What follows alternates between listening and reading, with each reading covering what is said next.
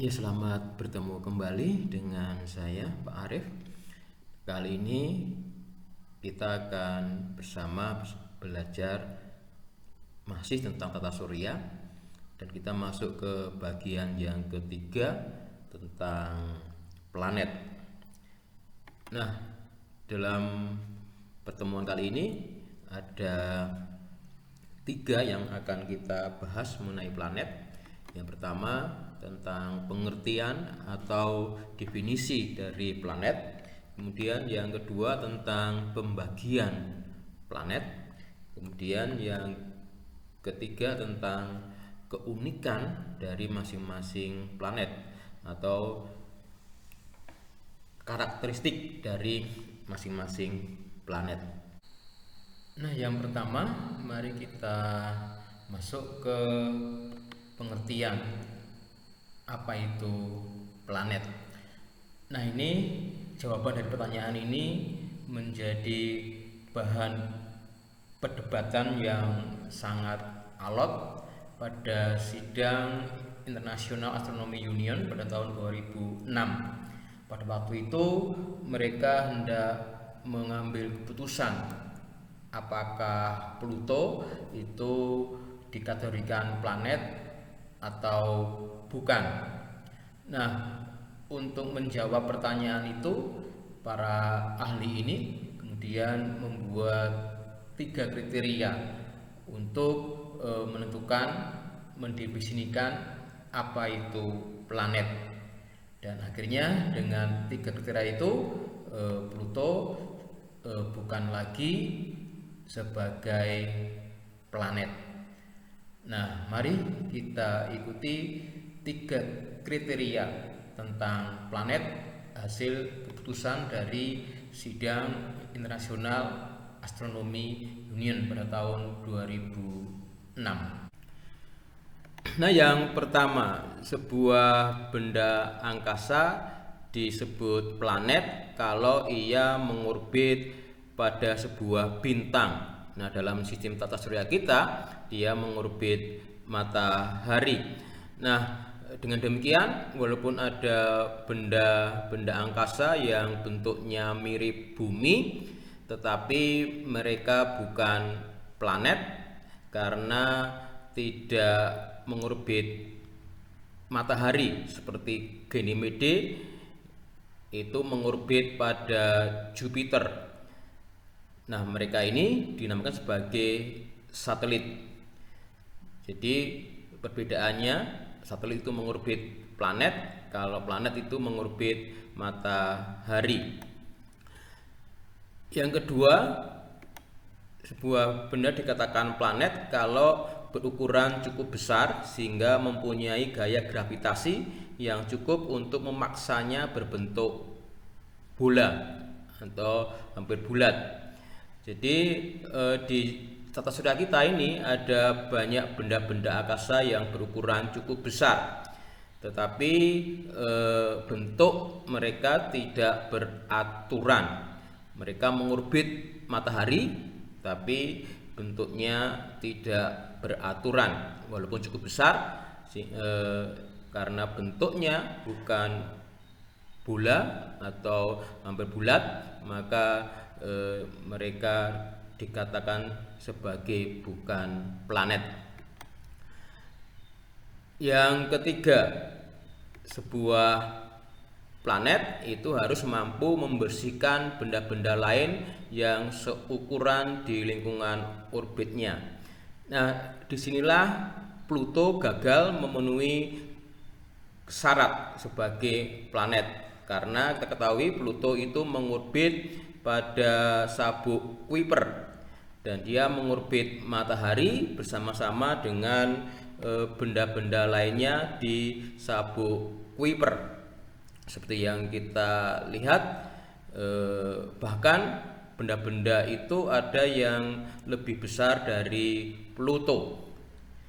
Jadi Pluto ketika dia mengorbit matahari, dia tidak sendirian, tetapi diikuti oleh benda-benda lainnya di sabuk Kuiper. Sehingga demikian Pluto dan juga Ceres yang ada di sabuk asteroid tidak bisa dikatakan sebagai planet. Mereka kemudian digolongkan sebagai planet-planet kerdil. Nah, tepatnya Pluto itu raja di sabuk Kuiper. Nah, demikian tadi 3 kriteria sebuah benda dikatakan sebagai planet. Nah, menurut ketiga kriteria tadi, maka di tata surya kita mengenal ada 8 planet saja. Ya, kita mulai dari yang paling dekat matahari, Merkurius, kemudian Venus, Bumi, Mars, kemudian Jupiter, Saturnus, Uranus, dan Neptunus. Ya, sekarang kita masuk ke dalam pembagian planet. Dari 8 planet tadi dapat kita bagi menjadi 2 kriteria. Yang pertama, berdasarkan orbit bumi sebagai referensinya. Nah, pembagian ini sudah dilakukan sejak dahulu, bahkan sejak bumi dianggap sebagai pusat dari tata surya. Planet yang orbitnya di antara matahari dan bumi itu disebut sebagai planet inferior, sedangkan planet yang orbitnya itu di luar orbit bumi itu disebut sebagai superior. Nah, apa manfaat pembagian ini bagi kita? Apakah hanya sekedar dibagi atau ada kegunaannya bagi kita? Nah, tentu saja mereka membagi itu karena ada pengalaman mereka dalam kehidupan sehari-hari. Yang pertama, ketika pada malam hari kita menyaksikan benda-benda langit di angkasa, di langit, maka kita dapat membedakan mana itu planet inferior dan mana itu planet superior. Nah, planet inferior yaitu Venus dan Merkuri itu ketika di langit, khusus untuk Venus itu ketinggiannya itu maksimum 47 derajat dari sudut antara pandangan kita dengan Venus dan dengan garis horizontal. Nah, untuk Merkurius itu sudut maksimumnya 28. Jadi kedua planet ini, Venus dan Merkurius, itu dia tidak bisa pada posisi yang tinggi karena ada batasan sudut maksimumnya. Dan kedua ini hanya nampak pada menjelang fajar atau sesudah matahari tenggelam. Kemudian yang kedua, kita bisa melihat planet inferior ini ketika melakukan transit di matahari atau mengorbit di dekat matahari ketika bumi dan planet itu dan matahari itu satu garis. Nah, kita tidak bisa melihat planet superior ketika transit di matahari karena mereka orbitnya ada di belakang bumi. Nah, ini menjadi transit Merkurius dan transit Venus ini menjadi perhatian yang besar bagi mereka yang mencintai astronomi, sehingga dilakukan pengamatan yang lebih teliti. Nah, kemudian yang kedua, sabuk asteroid itu sebagai referensinya. Nah, kita ketahui di tata surya itu ada 2 sabuk, yaitu sabuk asteroid dan sabuk Kuiper.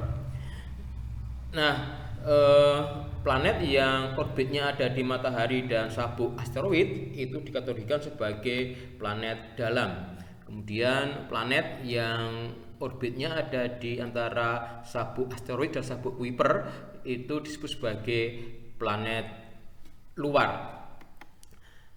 Nah, ada beberapa keistimewaan ketika sabuk asteroid ini sebagai referensinya, karena perbedaannya nanti sangat jelas sekali.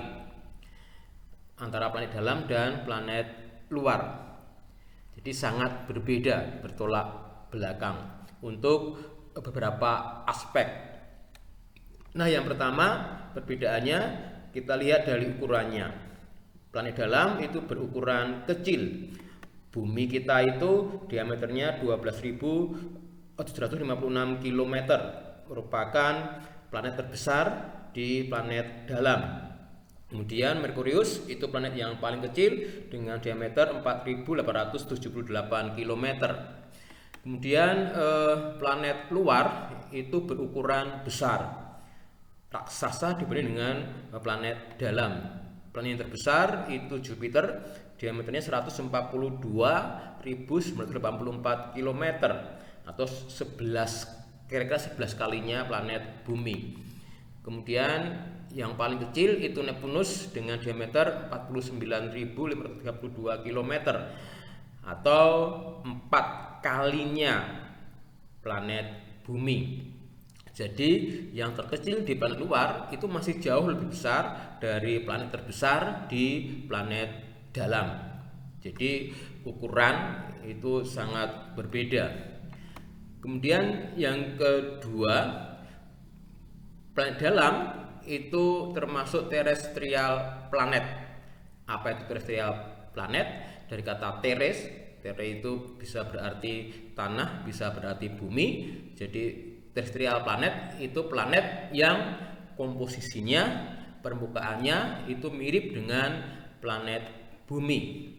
Nah, mari kita lihat, ini adalah bagian dalam dari planet dalam, Merkurius, Venus, Bumi, dan Mars. Lalu kita lihat komposisinya itu mirip. Intinya merupakan inti padat, kemudian di luarnya inti cair, kemudian diselimuti dengan mantel, dengan kerak yang ini merupakan benda padat, batu-batuan. Jadi keempatnya sangat mirip sekali komposisi bagian dalamnya. Kemudian planet luar atau dikenal sebagai itu termasuk Jovian planet. Dari kata Jo itu diambil dari kata Jupiter. Jadi Jovian planet itu planet yang komposisinya, permukaannya itu mirip dengan planet Jupiter. Mari kita lihat, ini komposisinya hampir mirip. Jupiter dan Saturnus itu komposisinya itu hampir sama, intinya merupakan inti besi dan es, inti batu dan es. Kemudian di luar itu merupakan gas hidrogen, dan ini hampir tidak punya permukaan yang jelas. Karena apa? Karena mantelnya, keraknya itu berupa campuran air, kemudian gas amonia, kemudian gas metan, dan seterusnya. Untuk Uranus dan Neptunus itu intinya sama dengan Jupiter dan Saturn, tapi inti yang kedua itu komposisi gasnya berbeda. Ini lebih banyak ke hidrogen, helium, dan metan. Selagi permukaannya itu berupa gas. Jadi planet Jovian planet itu merupakan planet gas raksasa. Karena sebagian besar itu komposisinya berupa gas. Kalau planet terrestrial itu berupa zat padat. Nah, sekarang kita lihat bagaimana dengan permukaannya. Nah, permukaan planet dalam itu mirip, keempatnya mirip. Jadi seperti ada pegunungan, ada batu-batuan, dan bahkan nanti ada kawahnya. Jadi keempat planet itu mempunyai permukaan yang mirip. Hampir nanti kita tidak bisa membedakan permukaan di Mars dengan permukaan di Bumi. Kemudian planet luar Jovian itu permukaannya berupa aliran gas yang begitu besar. Ini contohnya, ini di Jupiter, kemudian ini di Neptunus. Nah, itu tadi planet dalam dan planet luar dilihat dari komposisi dan permukaan planetnya. Nah, kemudian kita lihat berikutnya perbedaan. Nah, planet dalam itu berotasi lambat. Kita lihat bumi kita ini yang paling cepat rotasinya itu sekitar 24 jam. Kemudian yang paling lambat itu Venus 243 hari. Kemudian planet luar itu berotasi sangat cepat. Jupiter itu satu rotasi membutuhkan waktu sekitar 10 jam. Uranus yang paling lambat itu memerlukan waktu 17 jam 14 menit. Jadi kita lihat yang paling lambat di planet luar itu masih lebih cepat dari yang paling cepat di planet dalam. Ini jelas sekali perbedaannya tentang rotasi, yang satu lambat, yang satu cepat. Nah, berikutnya revolusi. Ini kebalikan dari rotasi. Nah, planet dalam itu berevolusi dengan sangat cepat. Yang paling cepat itu Merkurius 88 hari, yang paling lambat Mars itu sekitar 2 tahun. Sedangkan planet luar itu berevolusi lambat atau waktu revolusinya itu lama. Jupiter itu yang paling cepat itu membutuhkan 12 tahun untuk satu kali mengitari matahari. Sedangkan Neptunus itu paling lambat dengan 164 tahun. Jadi ketika manusia lahir, hidup, dan meninggal pun Neptunus itu belum menyelesaikan satu kali putaran. Jadi yang paling cepat di planet luar itu masih sangat lambat dibanding dengan yang paling lambat di planet dalam.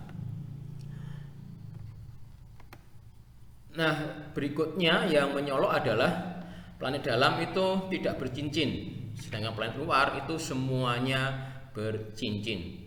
Nah, khusus Jupiter itu seringkali digambarkan tidak ada bercincin, tidak ada. Tapi kalau kita lihat secara dekat, inilah gambar dilihat dari salah satu bulan atau satelit di Jupiter itu nampak Jupiter bercincin walaupun sangat tipis. Tapi Jupiter itu punya cincin. Jadi sekali lagi planet luar itu ciri khasnya bercincin, kemudian planet dalam itu tidak punya cincin. Nah, kita masuk yang terakhir yaitu planet dalam itu punya satelit sedikit, kemudian planet luar itu satelitnya sangat banyak. Planet dalam itu hanya ada 3 satelit, yaitu bulan milik bumi kita, kemudian Phobos dan Deimos itu milik Mars. Sedangkan planet luar itu satelitnya sangat banyak. Yang kita lihat ini yang terkenal saja. Di Jupiter itu ada 4 yang terkenal yang berukuran besar. Yang paling besar itu Ganymede yang tadi lebih besar dari planet Merkurius. Kemudian Saturnus itu yang paling besar itu Titan, Neptunus itu Triton. Nah, kemudian ini yang sudah teridentifikasi, masih banyak sekali yang belum teridentifikasi, yang belum bisa ditampilkan di sini. Jadi intinya planet dalam itu sedikit satelit, bahkan ada 2 yang tidak punya satelit. Planet luar itu semuanya punya satelit dan jumlahnya cukup banyak. Nah, sekarang kita masuk ke bagian terakhir kita, yaitu kita akan mengenal keunikan dari masing-masing planet atau karakteristik dari masing-masing planet. Nah, yang pertama, planet yang paling dekat dengan matahari itu Merkurius. Ini di sini sudah ada datanya, silakan sekalian memperhatikannya. Nah, saya hanya akan menyampaikan keunikannya saja atau ciri khusus dari planet ini. Nah, Merkurius itu dikenal sebagai planet yang mempunyai banyak kawah, baik besar maupun kecil. Mari kita lihat. Ini adalah permukaan dari Merkurius. Dia punya atmosfer bagian luar itu komposisinya itu berupa oksigen, sodium dan hidrogen, helium dan potasium. Nah, dia mengalami badai matahari. Ini adalah ketika Merkurius melakukan transit, dia punya suhu ekstrim di siang hari itu 800 derajat Fahrenheit, dan malam hari negatif 290 Fahrenheit. Nah, dia bergerak sangat cepat sekali. Kita hampir tidak bisa mengamati ketika transit di depan matahari. Ini adalah kawah-kawah besar maupun kecil. Kemudian ini beberapa pesawat ruang angkasa yang dikirim ke Merkurius untuk mengamati planet ini. Kemudian kita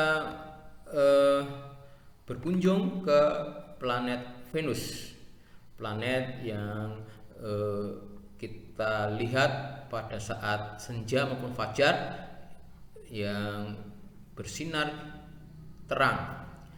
Itu bukan bintang, tapi itu adalah planet Venus yang dikenal dengan si bintang fajar dan bintang senja, dan juga planet terpanas. Ini juga menjadi simbol bagi dewa kecantikan.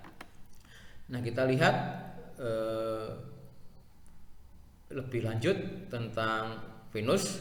Ini permukaannya juga bergunung.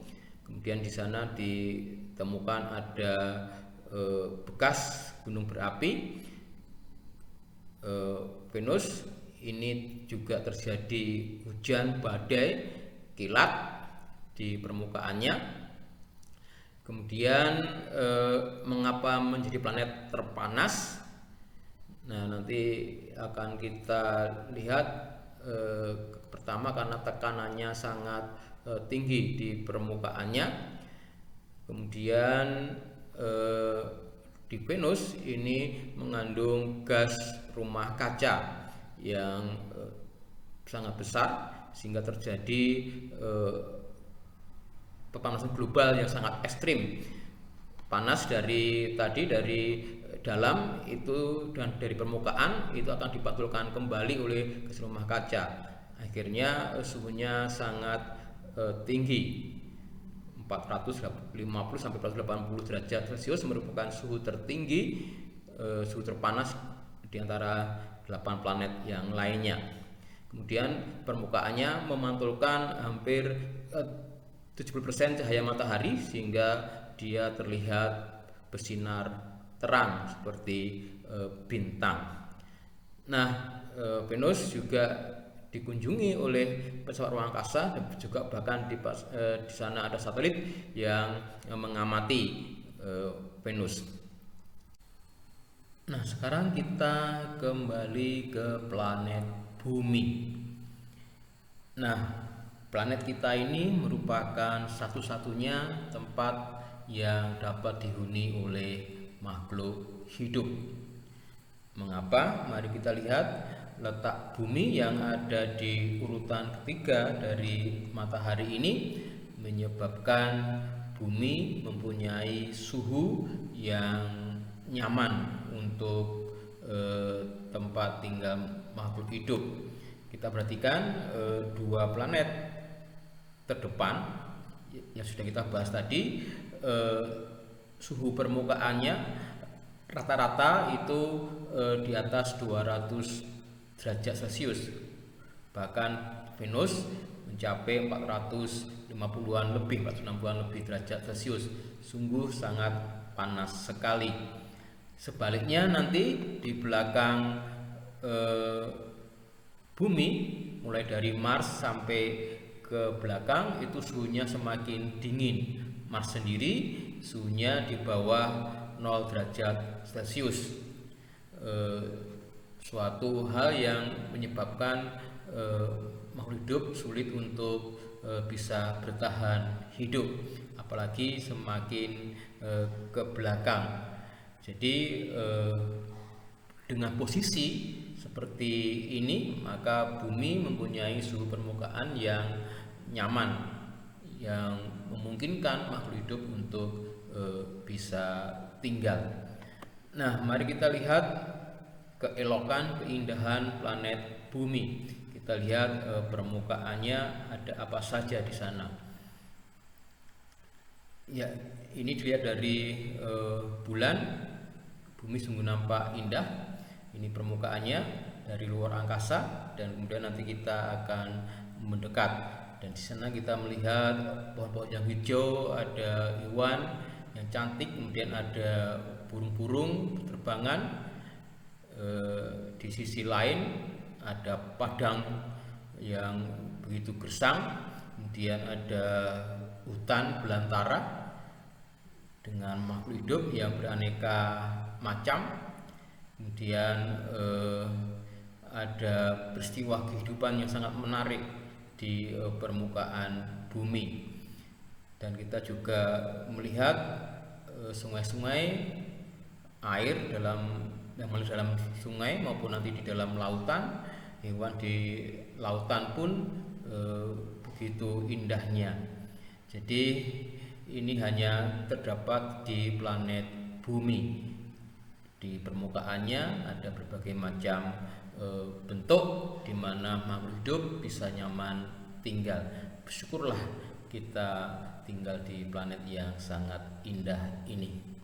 Ya, sekarang kita berkunjung ke planet Mars. Planet yang dikenal sebagai si bintang merah. Dan di sini nanti kita akan jumpai gunung api tertinggi terbesar di tata surya kita. Mari kita simak lebih dekat. Nah, inti Mars itu berupa besi, nikel, sulfur.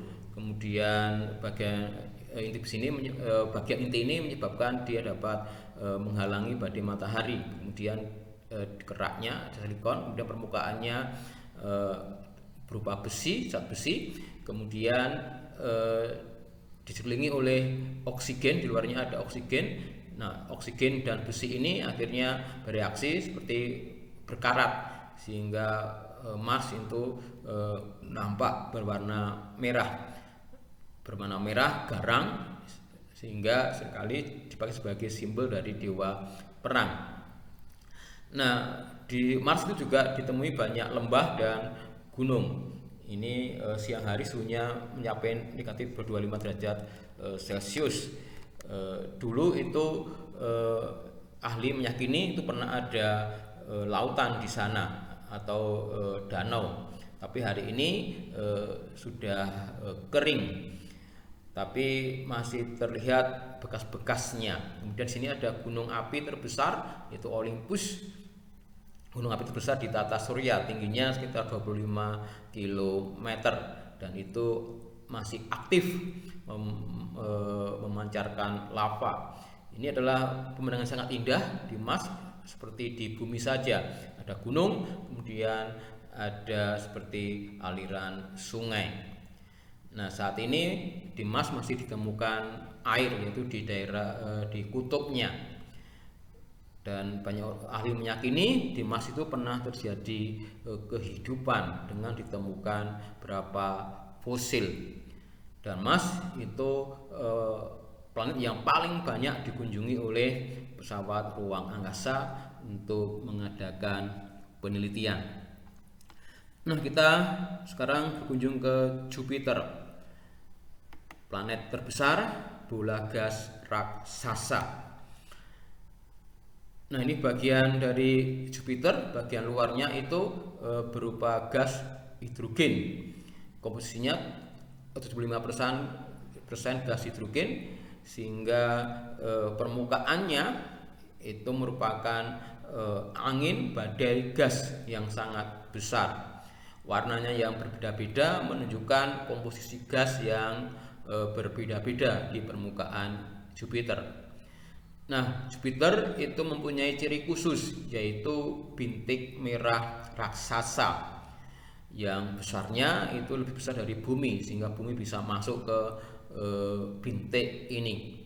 Nah, di dalam bintik ini terdapat badai gas yang sangat besar dengan kecepatan mencapai 400 mil per jam. Bayangkan betapa cepatnya badai di sana. Kemudian Jupiter mempunyai banyak sekali bulan, yang sekarang sudah dikenal itu sekitar 76 bulan.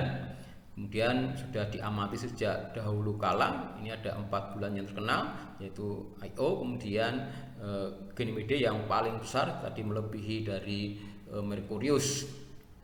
Nah, di satelit inilah dimungkinkan terdapat air di sekitar Jupiter, yaitu ada di satelitnya. Nah, Jupiter karena ukurannya sangat besar, dia mampu menarik benda-benda lain di sekitarnya seperti asteroid, komet, meteor, dan seterusnya. Jadi karena ini ukurannya sangat besar, maka dia sebagai pelindung dari planet di sekitarnya, termasuk planet Bumi. Karena apa? Karena benda-benda lain itu akan ditarik oleh Jupiter, sehingga Bumi aman dari tabrakan dengan benda-benda angkasa yang kecil-kecil, karena mereka lebih ditarik oleh Jupiter yang ukurannya memang sangat besar sekali. Nah, sekarang kita berkunjung ke Saturnus, planet teringan dan dengan cincin yang terindah. Nah, Saturnus itu ukurannya sekitar 10 kali bumi. Nah, ini dilihat dari Hubble teleskop. Dia disusun dari gas hidrogen dan helium yang sangat ringan sekali. Ini ya mendominasi, sehingga Saturnus itu mempunyai jenis yang lebih ringan dari air, sehingga ketika jatuh di air pun dia akan terapung. Nah, Saturnus itu mempunyai cincin yang dibentuk dari berbagai macam benda-benda angkasa yang kecil-kecil, bisa dari serpian komet, meteor, asteroid, sehingga dan juga debu-debu kecil, sehingga terlihat sangat indah. Jadi ini cincinnya dari yang debu kecil sampai batu yang sebesar gunung. Ada 7 lapisan cincin di Saturnus yang lebarnya sekitar 5 kali diameter bumi. Nah, ini cincin yang sangat indah yang dapat dilihat oleh pesawat ruang angkasa NASA. Satelit-satelit Saturnus juga beriringi dengan cincin ketika mengitari matahari. Ini menambah kecantikan dari cincin Saturnus. Nah, kita ke Uranus. Jadi Uranus adalah planet terdingin dan berotasi dari atas ke bawah. Nah, ini yang membedakan dengan planet-planet lain. Jadi mengapa bukan Neptunus yang terdingin, tapi Uranus?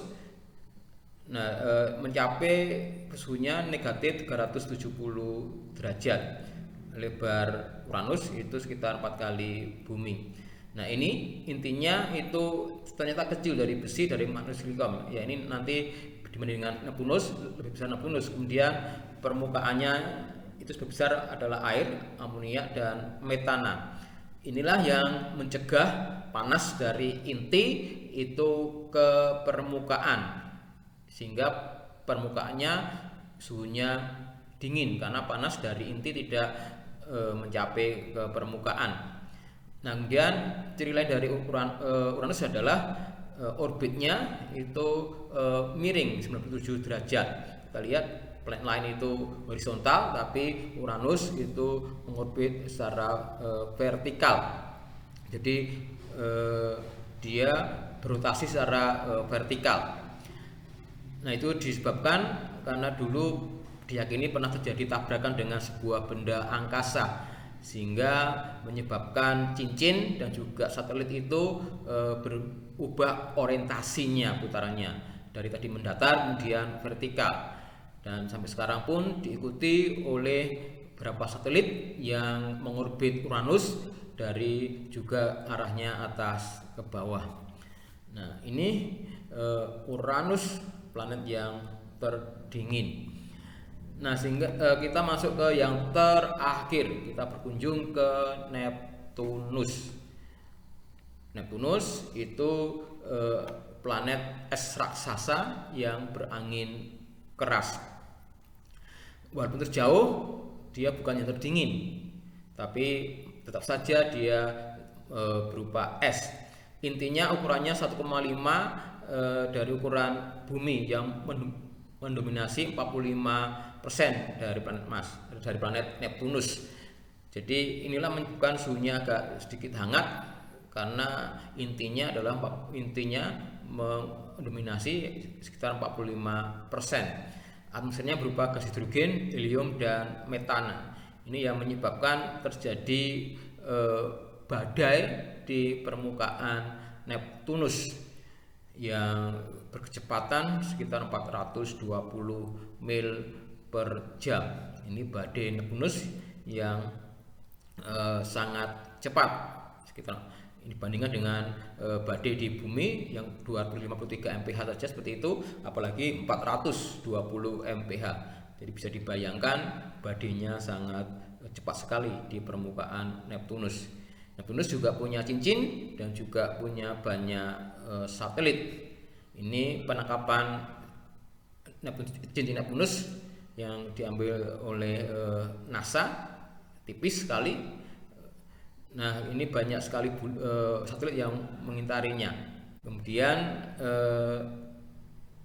Neptunus itu yang paling jarang dikunjungi oleh pesawat angkasa. Hanya satu pesawat angkasa yang berkunjung ke planet Neptunus ini.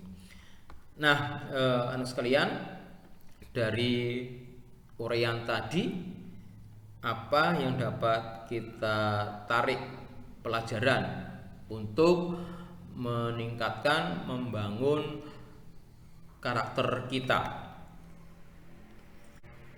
Nah, satu karakter yang bisa saya tawarkan untuk kita bangun setelah kita belajar ini adalah bahwa setiap ciptaan Tuhan itu mempunyai keunikannya masing-masing. Itu mari kita saling menghargai dan tidak saling merendahkan satu dengan yang lainnya. Ya, nanti kita lanjutkan dengan materi yang lebih menarik, yaitu tentang asteroid, kemudian komet, meteor, dan benda-benda angkasa di tata surya lainnya. Dan selamat belajar, masih tetap belajar di rumah ya, supaya kita aman dari serangan virus corona ini. Sampai berjumpa.